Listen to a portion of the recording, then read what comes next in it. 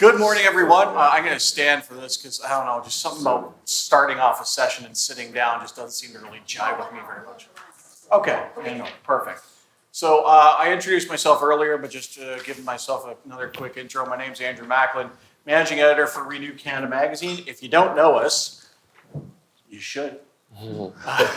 Always my first line, right? If you don't know us, you should. So basically, we're a public sector infrastructure magazine here in Canada. So we talk about everything that is energy, transit, transportation, public spaces. If it's public sector investment and it's infrastructure in Canada, I am talking about it on a daily basis, which is why I am so excited about who I get to sit with for this panel discussion, because now it's time to get to the projects phase of our conversation. So I'm going to get the panel to reintroduce themselves as they go, but basically the way we're going to have this conversation is that each of our 5 esteemed panelists are going to talk for 7 minutes about a major infrastructure development project they're currently working on. And then after the 5 of them have had a chance to speak about their specific project, we're going to go into a short discussion about some general important themes about infrastructure in general across Arctic development. So that's it. I'm done talking. I'm not the person who you came here to see. Mead, I hand it over to you. What, 10 seconds or 7 minutes? Well, that's entirely up to you. If you can pull up the slides. I am Mead Treadwell, and in this case, the hat I'm wearing, I'm Vice Chair for Alaska of the Alaska to Alberta Railway. And we'll have a slide deck in a minute, but there's out at the registration table is a pamphlet here describing this. It's actually the other slide deck. What we have proposed, and the idea of a rail connection between Alaska and the lower 48 has been talked about for many years. The Harrimans looked at it in the 1890s. It was looked at by a British combine that actually had raised $100 million to do it in the early part of the 20th century, but then other mining interests said, we don't want that competition from Alaska and the Yukon, and managed to get it stopped. It was considered, when we built the Alaska Highway during the Second World War, it was considered by a commission that the state of Alaska did, and basically right now there's an opportunity. It's an opportunity that comes from several different streams. One is there is enough congestion, if not an outright embargo, on the export of certain products in Canada through British Columbia. And as a result, Alaska is an opportunity, and it's not just because of politics, it's also because of geography. To put a rail line to Alaska is straighter, flatter, consumes less energy when you're bringing things like bitumen from Alberta or sulfur or potash or grain, and it's very significant. The second thing that line does, once you get it, you can go to the next slide, it's a 1,500 mile, 2,400 kilometer project. Our co-founders are Sean McCoshen, who's an entrepreneur from Winnipeg, and David Sharp, who is head of bridge and finance here in Toronto. Where are we? I'm going to Tokyo. Next, and the project is structured to include Alaska Native corporations, tribes, Canadian First Nations, Métis, and other Indigenous groups as owners. Next slide. Yeah.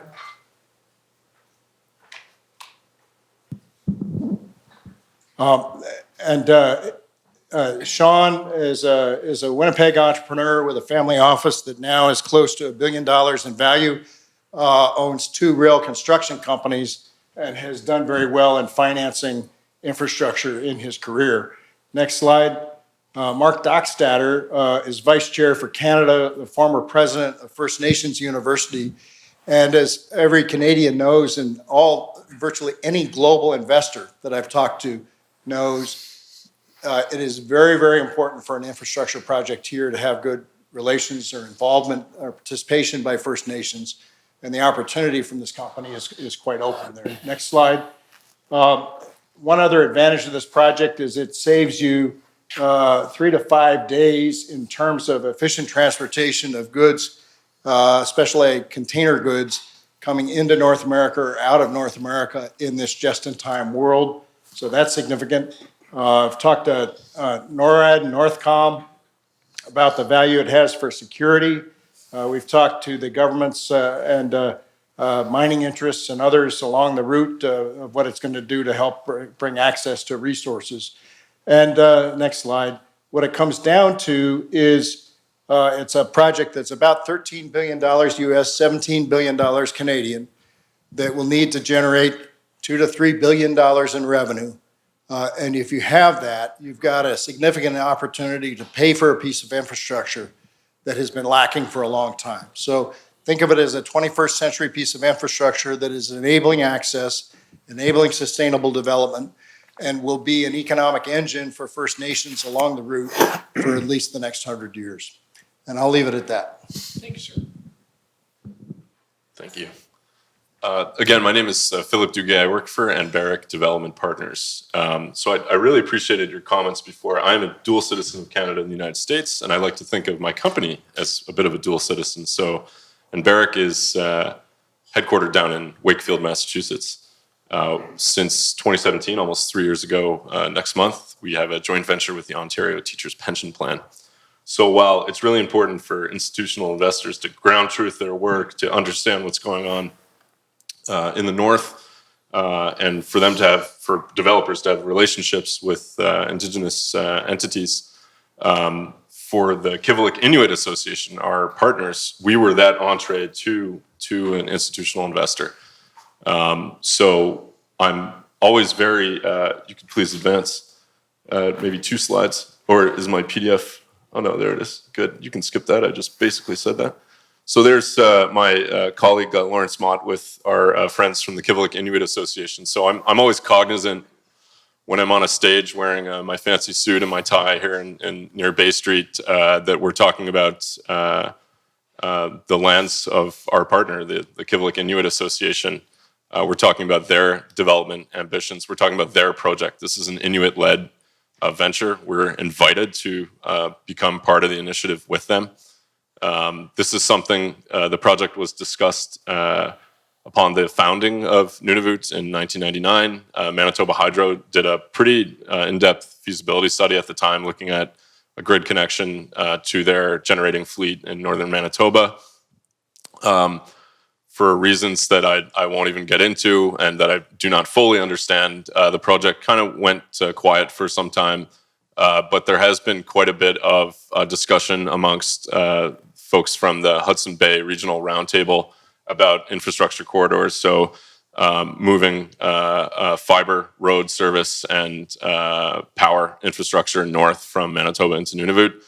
Around the middle of this decade, the KIA leadership really said, okay, we need to make a full push on this initiative, and in 2015 worked with BBA Engineering to, which is a group out of Montreal, to commission another round of pre-feasibility work.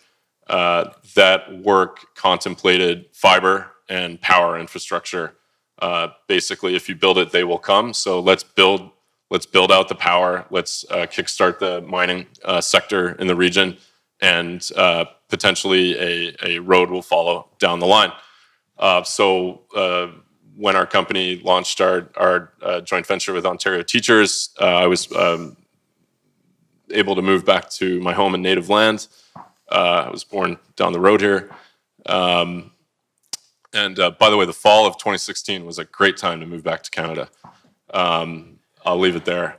But the opportunity that I had and the privilege that I had was to travel around Canada and to speak with a lot of First Nations and Indigenous entities to find out what their views on transmission were. Transmission in Canada is usually the domain of crown corporations. Alberta has a very unique market structure that allows for competitive activity. So this is a bit of a new space for not only for Indigenous organizations, but certainly for Ontario Teachers and us and Anbaric. But it's exciting because there's a lot of really positive momentum in terms of federal government policy, alignment of the visions of the Kivalliq Inuit themselves, the government of Nunavut, and certainly the government of Manitoba that really is keyed up right now to find export markets for their surplus energy. I'll just give a snapshot of the project. So this is the new leadership of KIA pictured there. Kono Tatwini was elected last month, 2 months ago now, in December. So the project is a 1,200 kilometer power and fiber backbone that will course from Manitoba's generating fleet there, couple hundred kilometers south of Churchill. And right now, I mean, we are still in a real pre-feasibility phase as we put together our base case. And we do that working with a wider variety of consultants. The KIA were the recipients of a grant from Cannor to push some of that feasibility work, and the funding was topped up through development funds from Anbaric and from themselves. The fiber is a big piece of this, even though it's a small piece in terms of the overall capital cost structure. It will be very important for the communities and for the current mines and future mines that are hoped for in the region. You can't really put a firm, like, bankable price on fiber connectivity. It's going to change the lives of people in innumerable ways. And the biggest component that we're looking at is savings in terms of e-health visits versus flying someone out of Baker Lake down through Rankin to Winnipeg for a hospital visit. What kind of health services can you offer direct in the community via a fiber optic web link? So things like that are kind of harder to wrap your heads around, but we need to make that case to the federal government that, okay, over the long term, this is going to minimize your risks and help you get access to communities and deliver services to people that need them. And obviously, industry is really interested in that as well. I should mention that the sponsor of this conference, Agnico Eagle, is our prospective anchor customer. And when I describe them to my bosses or to rooms like this, I always say they are a motivated customer. They want fiber. They want clean energy infrastructure. They're very concerned. There was questions before about ESG. They're very concerned about their environmental performance and how they're viewed on different stock exchanges. They're a public company. So it's great to work with them. We're really excited to have a cooperation agreement with them that was signed last summer. There's going to be some announcements coming really soon about the Kivalliq Hydro-Fibre link, so stay tuned. And with that cryptic message, I'll shut up and thank you. This is just a wonderful group. I would love to talk to everyone in this room. Unfortunately, I'm running out after lunch, but please look forward to your questions. Thank you. Stanley. Thank you. I've got a mic. Oh yeah, I had a microphone the whole time. Thank you. It's good to be back again. I was here 2 years ago, and a much bigger crowd. And so it's. I just want to give a brief background of our organization. So again, my name is Stanley Anablak. I'm the president for the Kitikmeot Inuit Association, also known as KIA. So a few years ago, as you know, you may have known that Kivalliq Inuit Association freezed all their lands for any exploration, whatever it may be.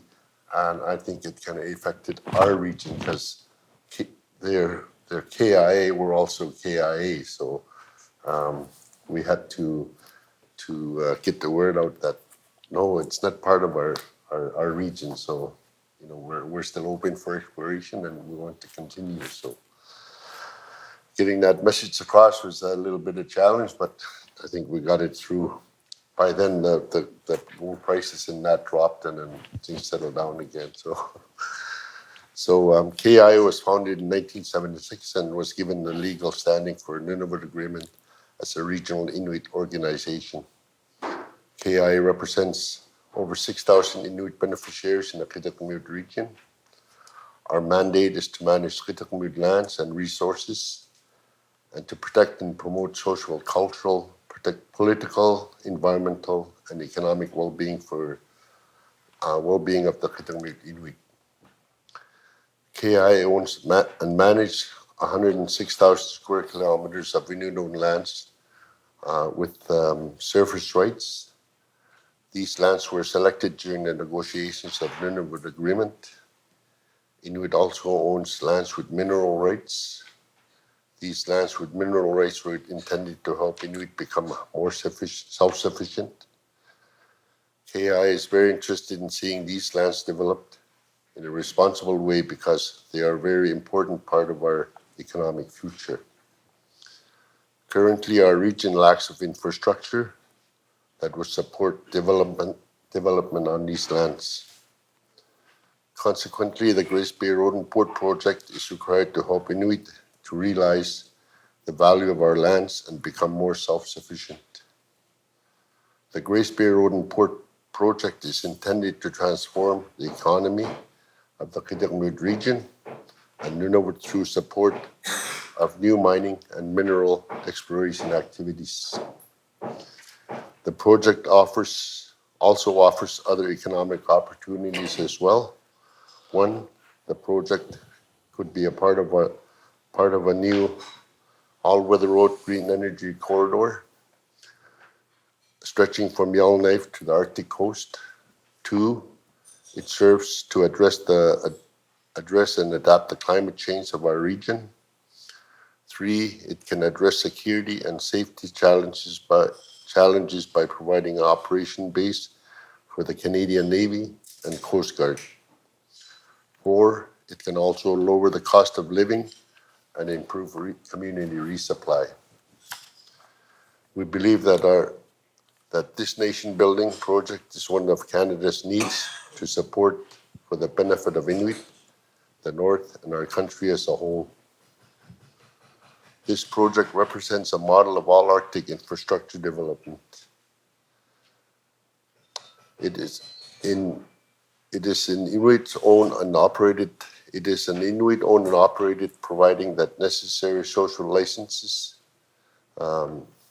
Industry will help to finance it by committing to contract it and paying usage, and government will face a reduced burden on funding for a critical piece of nation-building infrastructure.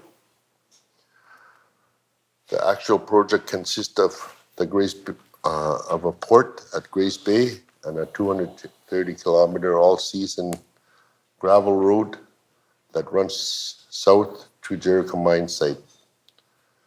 The Jericho mine site sits at the top of the current Northwest Territories Winter Road, which connects to the National Highway system north of Yellowknife. The new road would be the first land-based connection between Canada and any part of Nunavut. Initially, this will allow for trucking during the winter from Yellowknife via the Winter Road. It would also permit shipping into the interior from the north via our port and road. The Grace Bay Port would be the only deep water port on the Northwest Passage that connects to the National Highway system.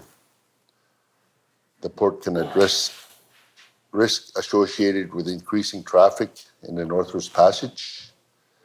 It would be capable of supporting search and rescue operations, responding to marine spills, and asserting Canadian sovereignty over our waters. The port is well located in the Central Arctic, and it will have an airstrip that could be extended and paid for jet use.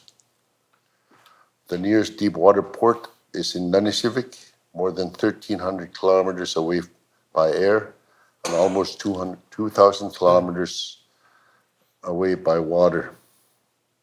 The port is also well placed in our region to be the hub for community and exploration resupply. Goods could be shipped by barge to or from the port once waters are open in July. The current sea lift situation only provides the deliveries to our region in late August and early September, all the way from Valleyfield, Quebec. The port design is meant to allow many parties to use the infrastructure. Targeted uses include the mining industry, the Canadian Armed Forces, the Canadian Coast Guard, tourism operators, researchers, regional businesses, and community members.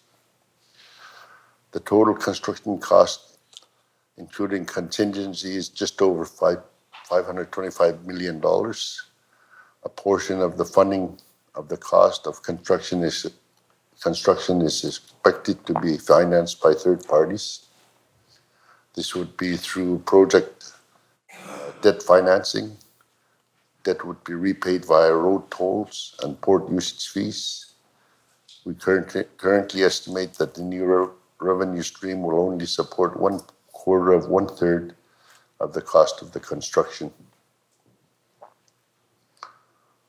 To fill the gap, we will need significant federal government support to make this project work. We are also working closely with the government of the Northwest Territories. The NWT is looking to build their own all-weather road to replace the winter road that connects to our land. Our shared vision is that the two roads will connect at some point in the future. Both roads are intended to be part of a green energy trade corridor that stretches from Yellowknife to the Northwest Passage. The hope is to take advantage of the hydropower generation opportunities in the NWT to supply green energy to the mining industry in the area. The sister development of the NWT strengthens and lends credibility to the business case for our project. In terms of our current status, the Grace Bay and Port is the most advanced trade corridor project in Nunavut. We have the benefit of more than $35 million in investment in design and environmental data accumulation from MMG. MMG is a major mining company that owns deposits in our region. Sorry.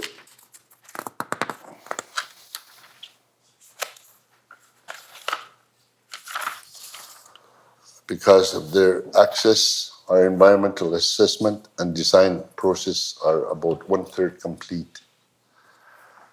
Last August, Transport Canada provided $22 million to help Kitikmeot Inuit Association to get our project shovel-ready. We are hoping to spend the next 3 years getting the project permitted and designed and ready for construction. Once we have the necessary funding in place to start construction of the project, it will take another 3 to 4 years to build it, given the challenging conditions and logistics. For the near term, KI will also be focused on strengthening our business case by signing up users. We are aggressively pursuing targeted resources of public and private finance to make this project a reality. Thank you very much. Kwana Matna Masicho. Hi, my name is Joe Coccimiglio. I work for Fairfax. And so in 2018, we partnered with a group called One North. You can leave it there. One North, which is made up of 40 Indigenous municipalities in northern Manitoba to buy a railway in port in northern Manitoba. And so one of our board members is a fellow by the name of Art Morrow, who is the CEO of Investors Group for a long time. And this quote has kind of always stood out to me because it's from about 50 years ago. And I think it still holds true today. So I'll just give you a chance to read that. And if you can't read it, maybe I'll read it for you. But it's from a report that he did when he was writing a report on northern transportation for the government. But the dreams and aspirations of 1912, when Manitoba's boundaries were extended north to the 60th parallel, have not yet been achieved in Manitoba. Some half-century after provincial extension northward, the needs of the region for social and economic integration with the South have not been fully met. But more important, perhaps, the majority of people in southern Manitoba, as the majority of Canadians generally, fail to appreciate that it is the South that will be the beneficiary of northern development. So I think it just kind of puts things in context that what we're talking about here today was still an issue that we were dealing with 50 years ago. So I just wanted to point that out. So maybe you go next slide. So we bought the railway and port, and so One North LP is made up of 40 Indigenous groups and about 5 municipalities, and you can see the map of our railway there, and a lot of the names you'll see there are our partners. And then Fairfax and AGT own 50%, and One North owns 50%. And the assets we own are a tank farm, a railway, and a port. So historically, the railway has been focused on northern resupply and exporting grain. We think, based on the conversations that we're having with people, if the Hudson's Bay is ice-free by 2040, our railway and port will play a key piece of Canadian export-import moving forward. So we're really excited about that, and a lot of people touched on geopolitical items today. And if you think of who Canada trades with today and who Canada is going to trade with in 40, 50 years, I don't think it's going to be exactly the same. So the more places we have to export and import goods, the better it will be for Canadian producers. You can go to the next slide if that's okay. So what we tried to highlight here is, if you look at shipping out of the Port of Churchill, we are much closer than obviously the Port of Vancouver if you're shipping from the prairies to Europe or Africa. But if you look at things that are going out of the Port of Vancouver today, there's quite a large amount of exports heading from Vancouver into those areas. So from a carbon footprint standpoint, we think that alone makes Churchill makes a strong economical case. So today, our focus is on getting ready for the future. So you mentioned that, be ready when it comes. And so over the next 10 years, we plan to put down 1 million rail ties and to remediate our port. In our first year of ownership, we shipped out 4 grain vessels, 150,000 metric tons of grain. And we also brought 1 new mining partner back on the railway and off the roads, which is beneficial to Manitoba because a lot of the mining companies, when they're moving things on roads, it's pretty rough on the roads because they're carrying heavy goods.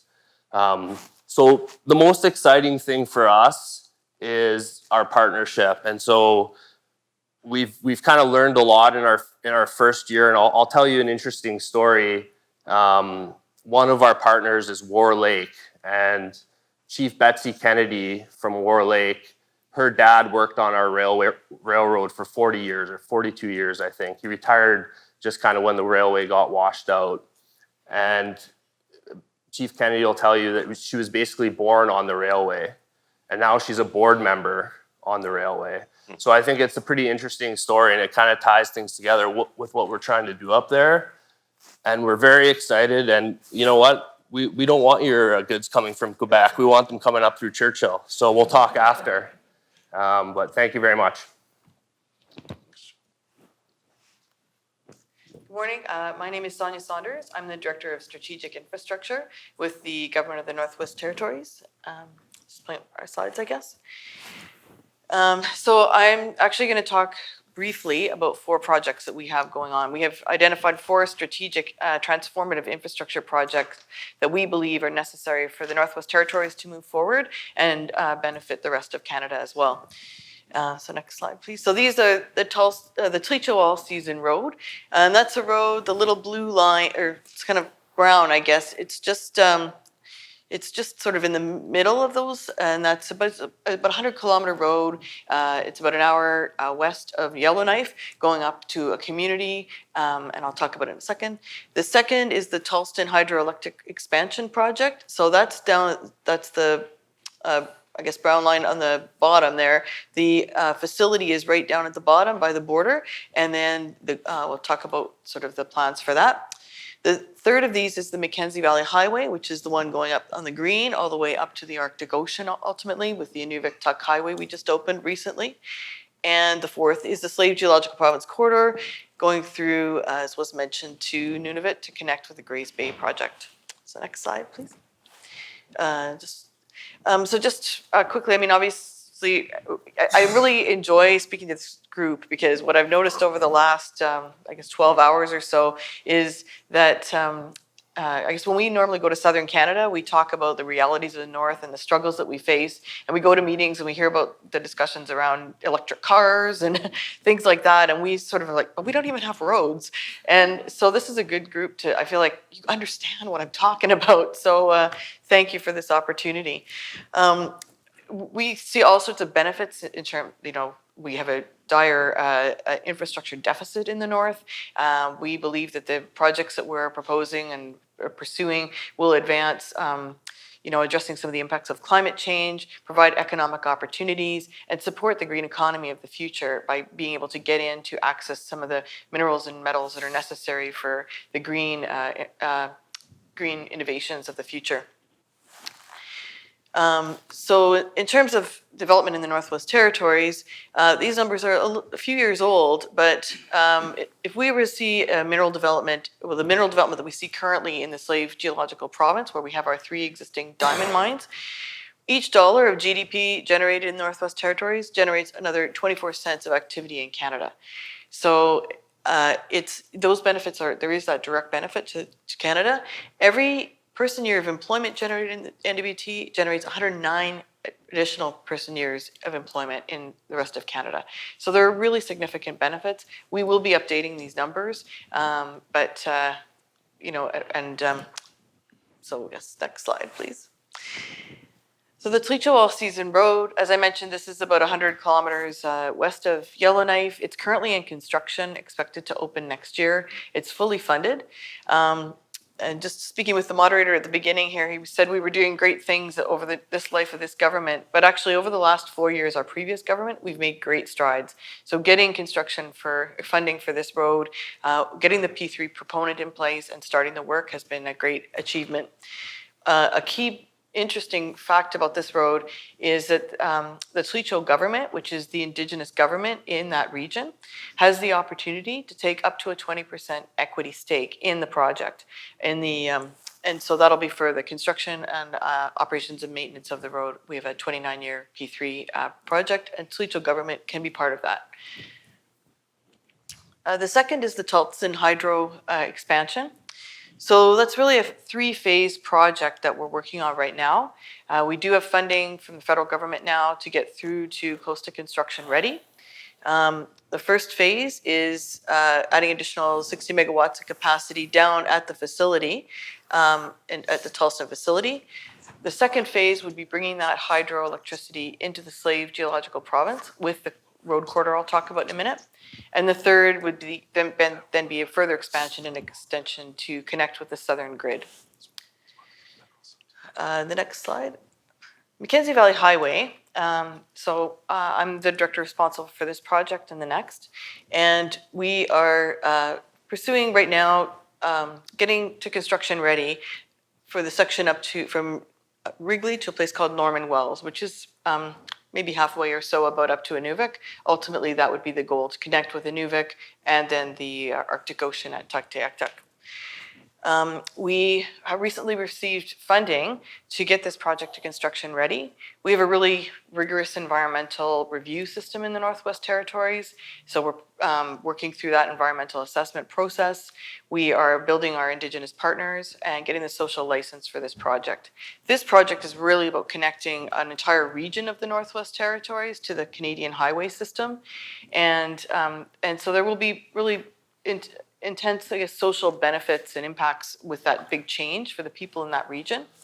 But they are very anxious and keen to be involved in the project, to be connected to the rest of Canada.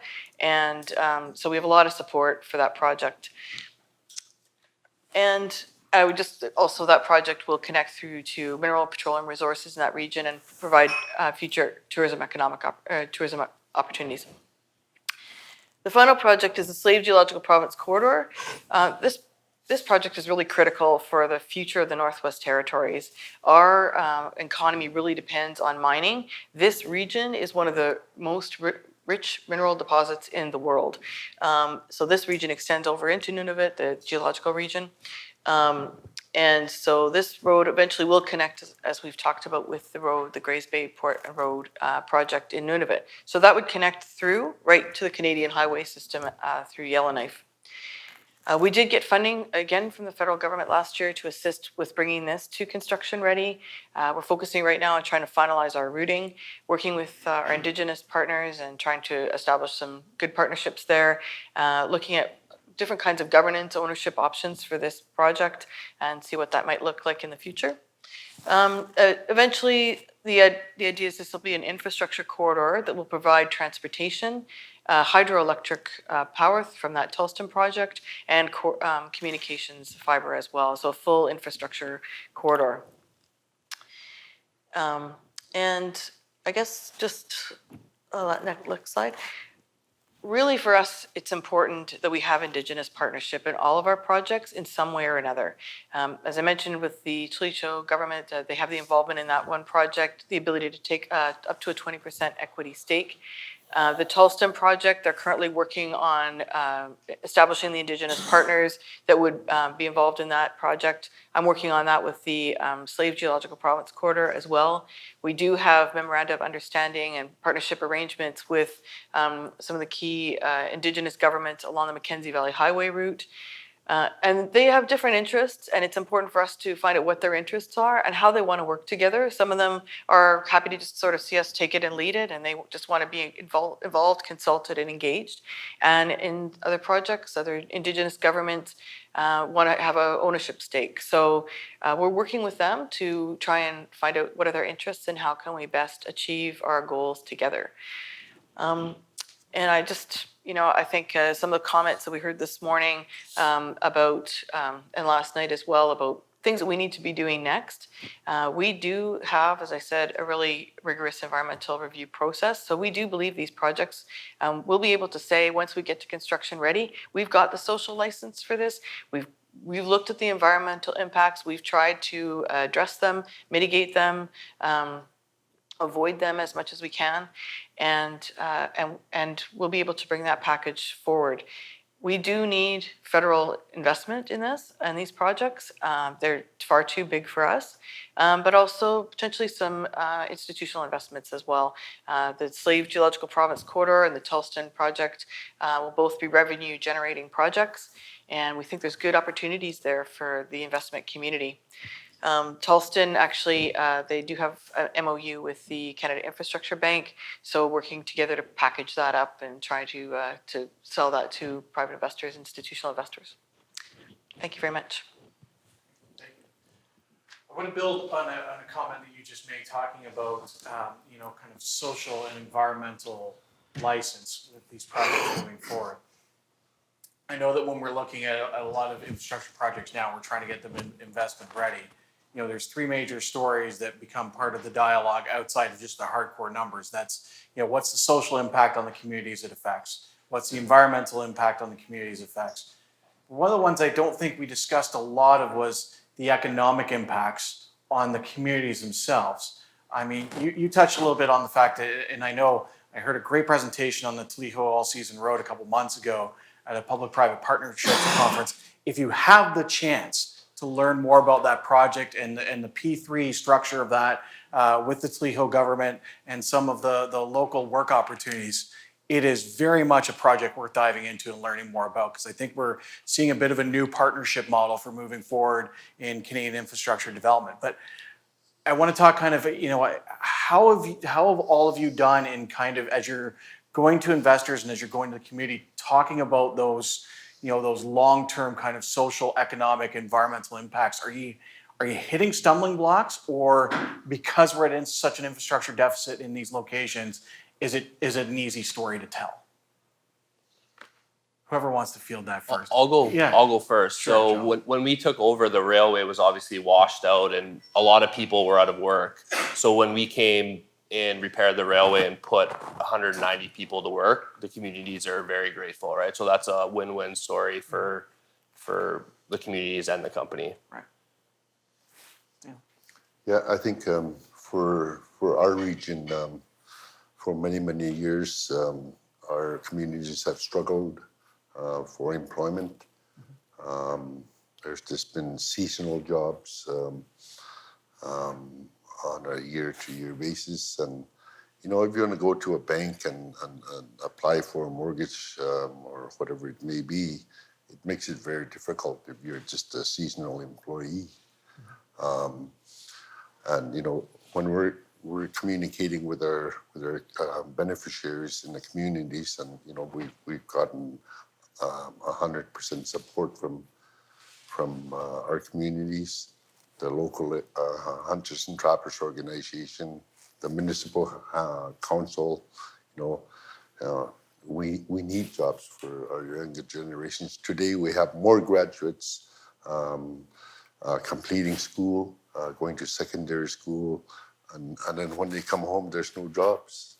So, you know, it's really important that, you know, we get something going for our beneficiaries in our region, and they benefit on the project also. Sure, thanks. The Churchill project is a great project. Definitely, you know, our government, we want to make sure that we have northern residents and northern businesses involved in all of our projects. Our new premier and minister have been very bold in stating that they want to see these benefits accruing to NWT residents and seeing them part of the projects. But as I mentioned, it's really important to listen to the communities and find out what is the most important thing for them or the most important things for them, and how do they see themselves fitting into the projects. So just a quick example, with the Mackenzie Valley Highway, there hasn't been any interest expressed in ownership of that project, and there's probably not a lot of return on investment immediately in that project, but there's a community by the name of Wrigley, and that's where the highway ends right now. So the all-weather highway ends at Wrigley, and we're looking to go past Wrigley. So it's a big change for them because it'll be a big increase in traffic all year round. Currently, there's a winter road there, so they see that traffic then. But there's a bit of sort of what's in it for me with Wrigley. For the people north of Wrigley, there's huge benefit because they will have an all-season road.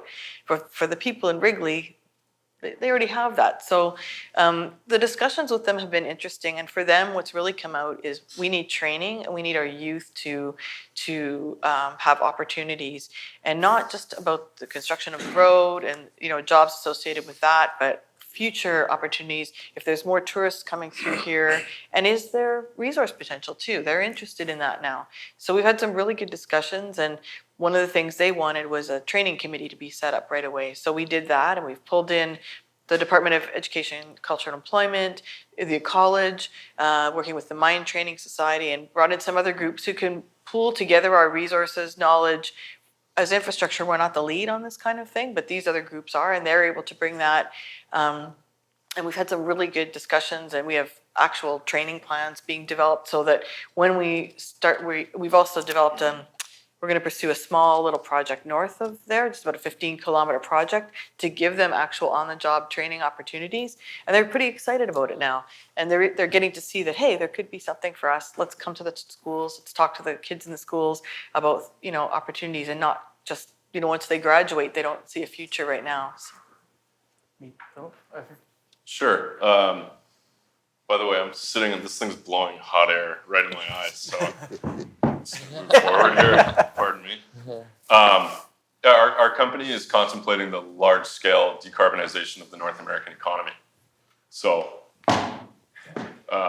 what does that mean? Well, in the context of our Nunavut projects, for instance, Saku Investments Corporation, which is our partner through the KIA, they handle fuel distribution in the region. So if we are to pivot away from fossil fuels for power generation and heating, that's going to drastically affect one of their lines of business, and a very successful line of business for them. So what we're doing with them is, in this early phase, looking at, okay, well, are you interested in getting into the electric heating business? And the answer is, yeah, sure.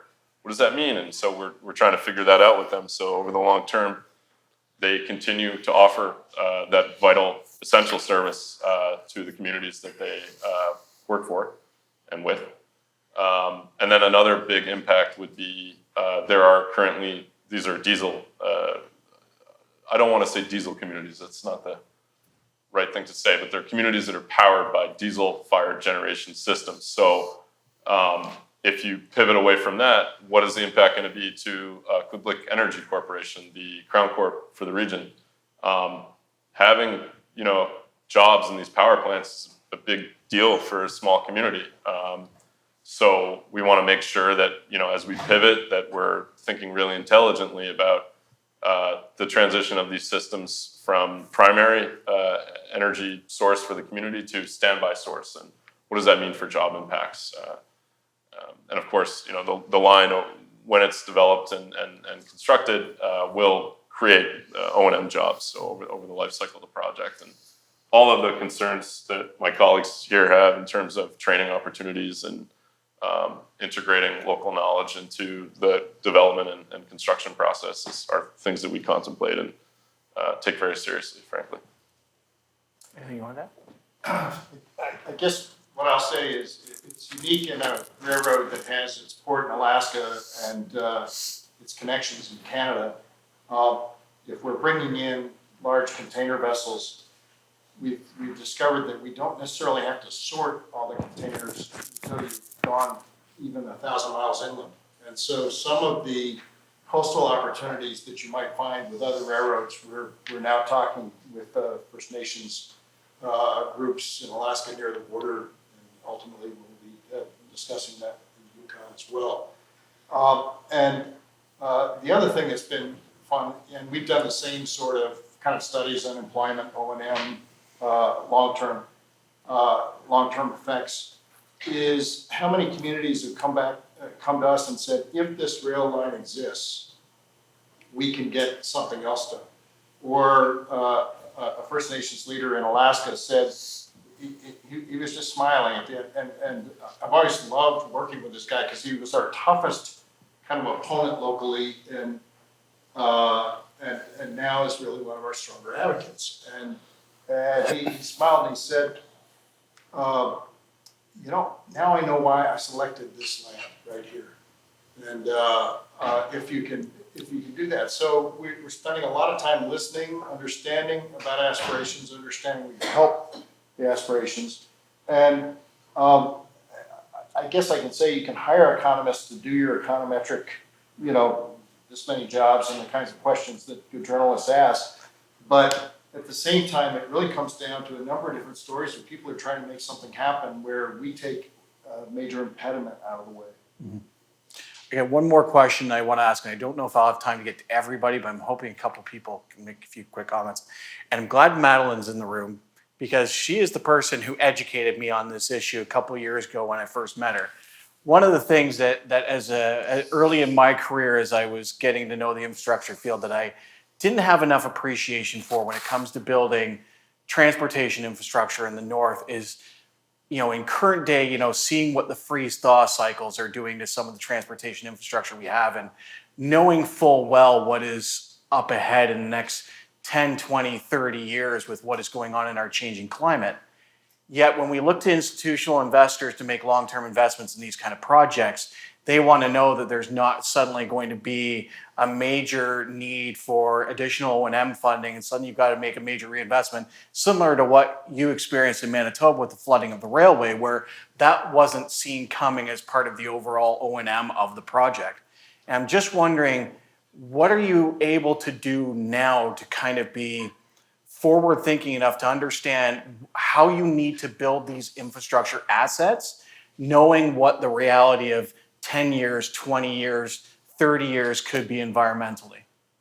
So I can go quickly on that. Yeah. So our railway was constructed in the early 1970s. Railways haven't changed a whole bunch since then, but when we made our repairs, we used new technology called Geocell Technology, which changes the way the rail beds are constructed, which allows water to flow through them more easily, and they're just a bit more solid, but they can still freeze and thaw properly. So that's something when we lay new track or build new track, we're putting that in. So technology, I guess, would be the answer to that. Yeah. Sure. So we actually do a lot of research and work with a number of academic institutions in terms of like exactly how to build roads on areas where there's continuous or discontinuous permafrost. So the Inuvik Tuck Highway is a great example of that. There are a lot of test sections and new textiles and different kinds of techniques used in the construction of that road, and we're monitoring those now and then learning what works best. And it's become a bit of a center nationally and internationally for permafrost, like for research in permafrost, building infrastructure on permafrost. And then we'll be taking that knowledge when we build our other roads as well. So, and we operate other roads in the region, and so we are getting a good feeling for what works best, so. I'm just going to say we were following the same kind of technology discussions that we just heard about the Churchill Railroad, but I think there's actually a couple other things too. One of the things is you bring more rail to the north, people want, and we're expecting to operate 365 days a year. There's actually some MLAs from Manitoba came to us and said, you think you can do better year-round operations than we're getting now, because it's very hard and very cold to have the right kind of braking on a long-term railroad, as an example. So I guess I would say that your infrastructure question is a good one, but there's also cold weather operations. There's kind of understanding, the wildlife impacts are things that we're, addressing in an important way and seeing how those change.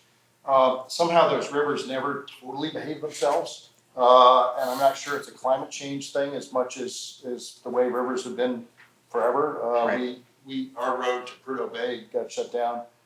Has had some new floods this spring. And so we just work to cover them all and try to anticipate them. Brilliant. Well, I think that's about it for time. So I hope you'll join me in a round of applause for the panel. What's that? Sorry, Jessica? Great to meet you. Yeah, nice meeting you. Yeah. You gotta. Okay. Yes, sir. So now I'm assuming that the power and infrastructure will be at some point up in the north, and that we've been focusing on resource extraction and whatnot. My question is, are we, or you, panelists, contemplating what's next in terms of not just almost giving away the resources, but actually, with the abundance of power, having micro factories, having refinement, and actually putting those goods to market in what the rest of the world, frankly, is doing. And also, what would be the propensity of accepting it within these communities to do so, of actually having this type of, I guess, frankly, southern sort of infrastructure of goods refinement? I mentioned before car batteries, and you've got cobalt in the NWT as a prospective mine. You've got graphite as a prospective mine in Alaska. We're getting a lot of nickel out of Norilsk. You've got new shipping routes, and I was astounded. The grandson of my mentor showed up for dinner last week, and he's over building a battery plant in Berlin, where all these products are coming out of the north to make his electric cars, and they're going to do it there. And I said, well, why don't you think about doing it here? And he said, maybe for the next one we should. And they're in terms of natural gas and condensates, there's clean add-on technologies for plastics. You've got it, some of the LNG we're looking at selling out of the north is going to be a feedstock for a carbon fiber plant in Asia. And I think we have to look down the road at these value-added opportunities and see what we can do to make them work here. And this is something, again, we were talking about with Vitas's question after my keynote on combining transportation and communications needs. There's actually tremendous opportunity with products that are coming from all over the north, sometimes going to the same factories. If you go to Dalian in China, you'll find pretty much ships from all our mines everywhere, shown up there to go into the Chinese system. And I think we could look at being value-added providers here in the north. I don't know if that answers your question specifically, but I think it's something that we should always keep in mind. I can go quickly. So our partners on this are bringing us too many ideas about things that we can do along our railway. For instance, like pelletization plants up in Churchill where you pull logs up the railway, pelletize it, put it on ships, send it over to Europe. So there's lots of opportunities like that that we're looking at. And it's great because our partners are driving all this. It's actually hard to keep up with them. So it's there's lots of opportunities out there to do those types of things, which create jobs and create economic prosperity for those regions, which is a great point because if everything leaves, there's not as much prosperity remaining in the communities. Yeah, I can just add to that quickly. I mean, I think for us, we've got our Indigenous Development Corporations are interesting in sort of expanding and diversifying their portfolios as well. So they're getting into more sort of the mining supply, like on the supply side and catering and those kinds of activities, logistics. But then also there are opportunities potentially on some of the secondary refinery for some things coming out, you know, certain products that are coming out and might come out in the future. Really what we have now is a need for the infrastructure so we can incentivize the exploration for new mines and development of those mines. Our existing diamond mines are coming to the end of their lifespans, and you know, we did have some diamond cutting in the Yellowknife manufacturing there, but we really need to be looking at what could the new mines be, and then what are the associated potential economic opportunities with those. This might be an odd response to that question, but we can do a lot more of the same. Okay, so Agnico Eagle, again, this is our prospective customer, so I spare no opportunity to cuddle up to them. But they've invested over $7 billion in the Kivalliq region in 12 years. That's remarkable. So what we are trying to do with our infrastructure is enable that type of investment in the future, but for it to be easier, and make more mining investment, but make sure that it's green investment in terms of their primary energy source for extracting and moving around those minerals, and also that it's connected, so that maybe some of the analysts that they have down in Val d'Or don't need to jump on a plane to fly north. They can do their work at their desk in Quebec or in Bay Street in Toronto, or they're on King Street, I think, but right over there. And just one other thing, like infrastructure is such a unique field of investment. If you saw our map for our project, I mean, when you're building a transmission line, obviously point A to point B is you want to go, straight as possible. I don't know, I just saw the Hummingbird Project movie last week. If you haven't seen it, see that movie. If you're into infrastructure, it's pretty entertaining. Also made by a Canadian director from Montreal. You should see that if you haven't. Yeah, I've seen it. It's good. Good. Okay, good.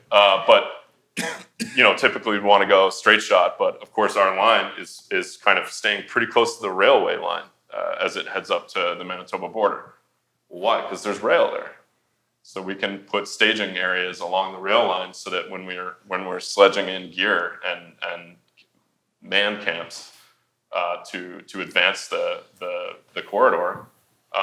We need to be near that infrastructure. It's vital to us, and we're really looking at stretching the bounds of the existing port infrastructure in the target communities, because not all of them are used to having such heavy equipment and material landing there and moving over land.